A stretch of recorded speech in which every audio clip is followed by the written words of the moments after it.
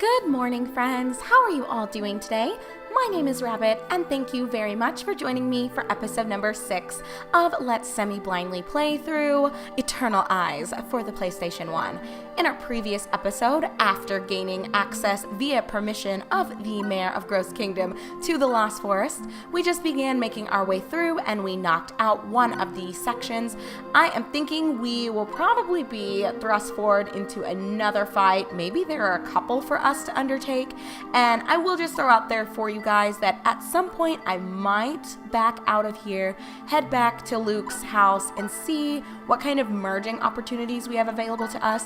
We looked a little bit at jewels, and now that I've been kind of sitting here for a moment and stewing on it, I think if you give one of your puppets the colored orb or a colored jewel that corresponds to what color they are, so I think Poen is red, and I thought Muskew was purple, but I wonder if they're going to think of purple as either pink or blue. I don't know. Either way, the point of what I'm saying is we had gotten a different display for when I hovered one of our red orbs over Muskew versus Poen. So for Muskew, it just said that it would increase some base stats, but when I had offered it to Poen, it said that once he reached level 3, he would have the opportunity to evolve. So that also begs a question regarding whether or not we can evolve our puppets here in this screen versus needing to run back to Luke's house. I don't know how all these different menus are going to kind of relate to one another and coincide, but we're just gonna dive into the first area. We were just outside, I think, of the Lost Forest. Was it called the Lost Forest entrance, I believe?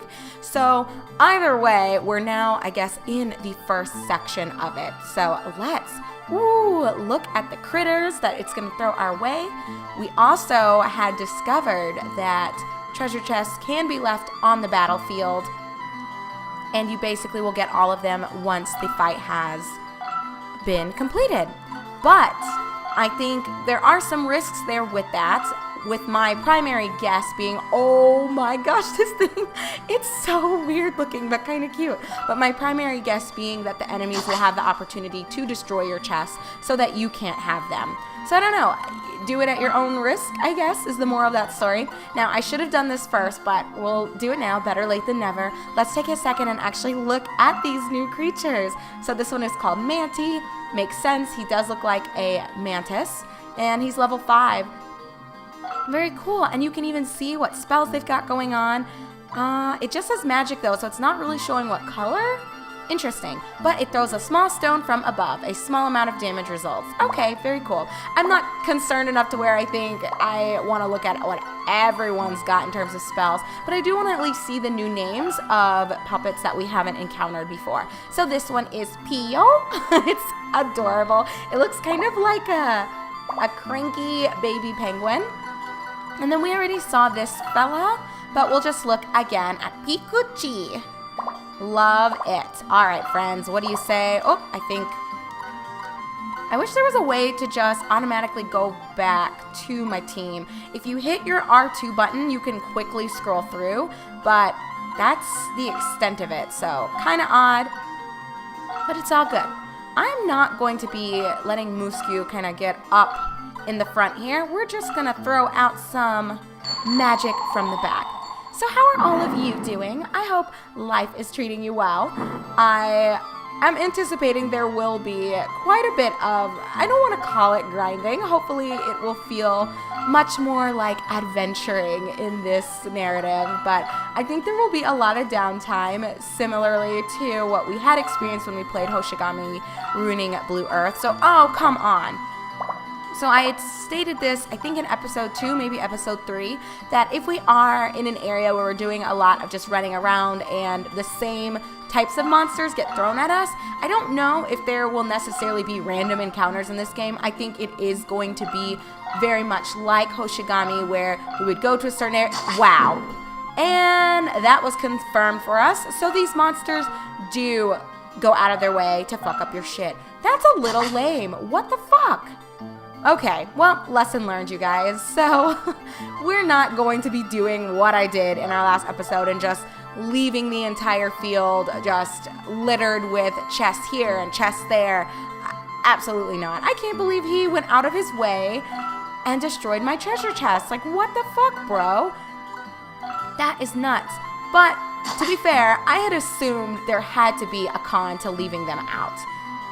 Goodness gracious, that is a little infuriating. Like, why, game? Why? Why would you do something like this to me? Well, hopefully it wasn't anything too extraordinary anyway.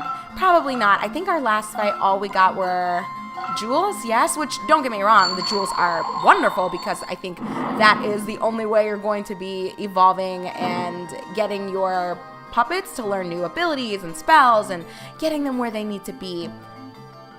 And you know what? Just in case, I better just move him here, and I don't want to use one of Poen's turns to just open up a chest, but do you guys see, like, this is the struggle now, that you are sacrificing your turns to open up these fucking chests ASAP so the enemy doesn't destroy them.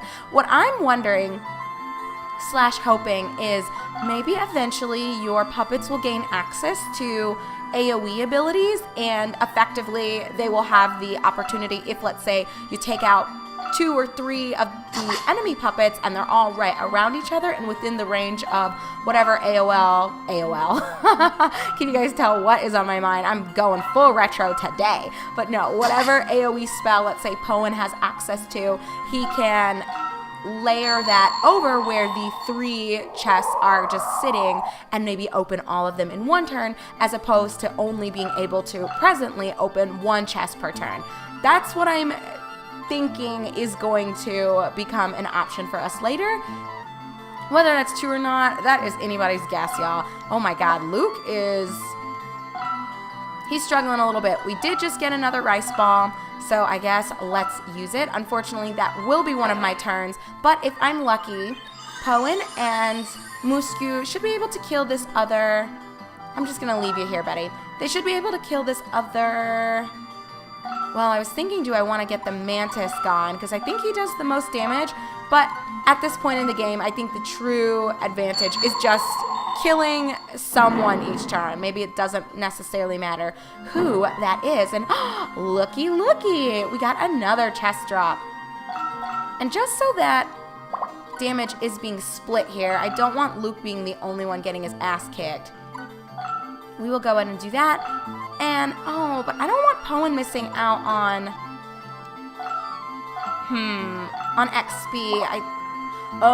Do you guys see that? I wonder, do people or things block your vision? It almost looks like having this chest here, it blocks my ability to see where some other people are. That's, quite interesting itself. Let's see if it changes if I move Poen here.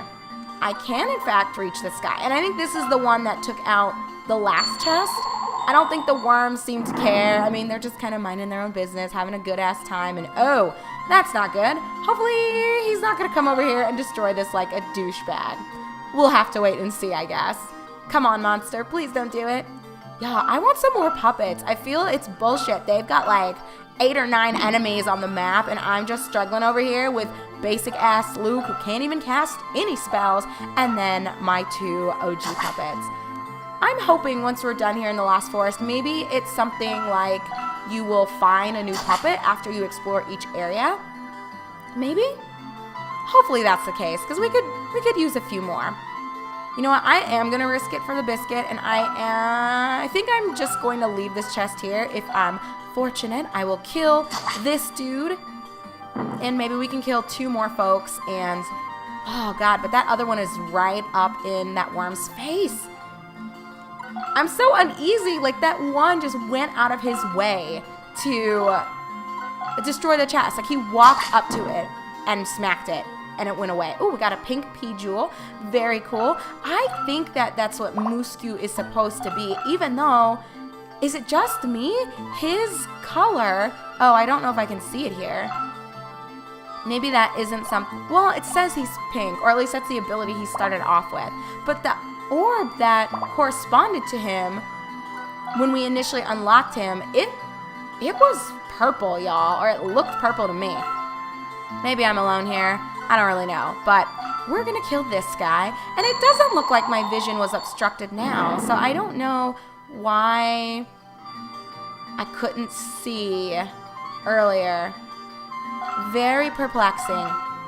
Well, anyway, as I was just starting to say earlier on, I had mentioned a few episodes ago that if we do ever have repeat fights, although, quick side note, I don't anticipate this game featuring that too much, just because I would doubt that they would have sections that you're just walking through that have random encounters. I think this is going to feel much like Hoshigami, where there are intentionally placed areas that you go there and then there's a fight or two, maybe 3 that you have to get through there, but each of the monsters are going to feel distinct, and it'll serve the purpose, I guess, of maybe getting you more levels or just setting you up for whatever the next plot point is going to be. But I don't think that there's just going to be major downtime where you're chilling and, you know, just trying to dungeon crawl, basically. I think the dungeon crawling here, even though you are maybe getting through different levels of a lighthouse or levels of a forest like this,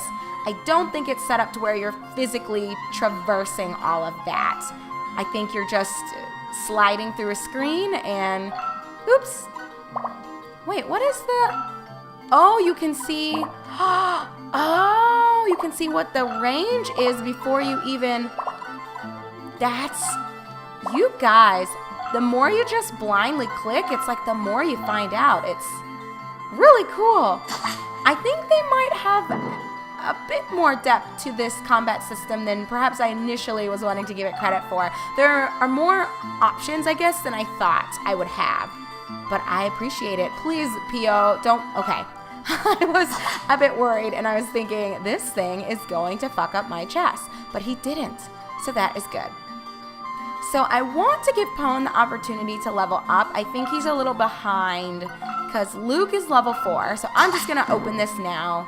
Might as well. Let's see what we got. A longbow. Oh. Okay, so we got a weapon. Yeah, and even Musku here is level 3. I think Pone is still stuck at level 2. So we're going to have him deal the final blow to, what was this thing called? Pea? Was this thing Pea? Oh no, I have to look at the actual status. Pea, not Pea. Get your shit together, Rabbit. Okay. Well, I think that is a wrap for you guys. Rest in peace, buddy. Can't wait to see what lovely prize awaits us following this guy's demise. Hopefully more good shit. I think what we really need on Luke, though, is armor. I don't, the bow, not super necessary. And so we got the white jewel and then another red jewel. So I'll show you guys what that menu had displayed previously, what I was kind of referencing in case you forgot. Although if I guess you're watching all this in real time, many weeks or months after I hammered out this recording session, then you know what I'm talking about because you just saw the episode. But for those of you that are watching as the videos populate on the channel, there has been like a 24-hour period between the episodes going live. So here we go, just as a quick and dirty display. So this red power jewel, or the red Pea Jewel, hovered over Musku, who is, I'm guessing, just a pink beast or a pink puppet, just as it increases his status, but this notates that he will evolve at level 3 or higher. So why don't we go ahead and just use it on him? I don't know if he will genuinely evolve in these circumstances since we're not back at that incubator in Luke's house, but whatever, let's just see. That's the only way we'll find out. And he became head. First of all, nasty ass name. Second of all, that doesn't even look like a natural evolutionary form that would follow that sheep cloud form. And what? And its name is still Poen or Poen? Maybe I should be naming my beast. I wonder if they keep the name of whatever they had initially. That's interesting. Okay, well, let's just put this blue beast jewel on him. It says he'll learn more magic. Because I wonder if he's blue. And why is it now showing a blue orb? You guys, I need an adult and a thick manual because I don't know what's going on. And oh, look. See, here we go. This one is pink, and that is what is needed to evolve Musku. So let's, again, just plop it on him, and he became Moose Moose. Ooh, now that makes sense that he changed color, but his form looks the same. I don't know what is going on with Poen's new, like, it almost looks like a pumpkin head, but it's green? I don't know, whatever. And then did we get a white one? We'll just split it. We'll go twosies and ooh, but you learn more magic. I don't want to let Poen hog everything, but at the same time, access to more spells, I'm about that life. He learned Exion. Okay. I'll keep this in mind, Muskew. Don't worry. We will be revisiting you and making sure that you get all the shit you need. All right. Quickly, let's see. We did gain access to another. I'm going to just unequip his weapon so we can see all the differences since there's not a direct comparison here for things. But we had the javelin with 50 attack and then that 37 speed reduction. If we hover over the longbow, we see that attack is not quite as high at 42. However, friends, you don't have that decrease to your speed there, so there's no penalty. And again, my guess is that speed influences how many grids you can move on the map. Interesting. Shall we just give the longbow a try? If you guys do recall from the conversation we had with the gentleman at the pub, he had stated that the longbow's advantage, or any bow for that matter, the advantage of utilizing this weapon specifically is that it has range. You know, that makes sense. It's a very intuitive type of mechanic to be applied to this sort of weapon.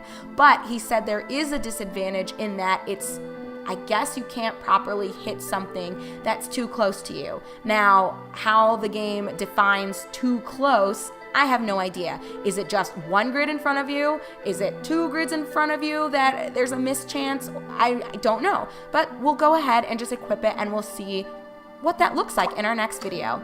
I still am baffled by this evolutionary process, and I don't know why we can do all of this here versus needing to go back to Luke's house and spend some time in our father's workshop, if we want to just loosely call it that, or our father's basement. I don't see it. I don't get it. Why can we have access to all these things here when it seemed there was an emphasis put on going back and using that incubator? I don't know. It's confusing, but I'm sure as we continue to move forward, it'll all make more sense later. So, spells are still the same for, it's now Moose Moose, but it has its old name. I'll go ahead and change names too whenever we do back out and head back home. And we will look at, oh, Poen, you're not Poen anymore. You're like a fucking pumpkin head. So he has Temp, which is a red ability, spreads a wave of flame, a medium amount of damage results. Oh, is this going to be OP? This also might be AoE, or as I stupidly said it earlier, an AOL ability. We've also got Lavi, or Lavy, throws a block of ice, a small amount of damage results. And last, but certainly not least, we have a white skill, surrounds the enemy with a luminous light and then explodes, a large amount of damage results. Oh, shit.